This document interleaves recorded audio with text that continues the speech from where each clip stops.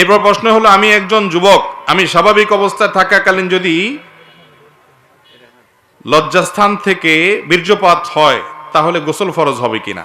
যদি স্বাভাবিক অবস্থায় বীর্যপাত হয়ে যায় কোনো প্রকার যৌন উত্তেজনা ছাড়া, তাহলে সেক্ষেত্রে গোসল ফরজ হবে না, অজু ভঙ্গ হবে, কারণ এটা অসুস্থতার কারণে হয়েছে। অসুস্থতার কারণে যদি হয় তাহলে সে বিষয়টি অজু ভঙ্গের কারণ হবে, এটি গোসল ভঙ্গের কারণ হবে না। অনেক যুবকের অসুস্থতা থাকে, শারীরিক সমস্যা থাকে, তাদের জন্য অজু করতে হবে এই ক্ষেত্রে, এবং নাপাক যেহেতু লেগেছে, কোনো জায়গায় লেগে থাকলে ধুয়ে ফেললে তার জন্য পাক হয়ে যাবে। নবী করিম সাল্লাল্লাহু আলাইহি ওয়াসাল্লামের এক হাদিসে তিনি বলেছেন, অনেক লোক পাপ করে, অপরাধ করে, এই বিষয়টি তার নাকের সামনে দিয়ে মশা যাওয়ার মতো, মাছি যাওয়ার মতো। মশা মাছি নাকের সামনে দিয়ে গেলে যেরকম সে তাড়িয়ে দেয়, এটাকে তেমন কিছু মনে করে না।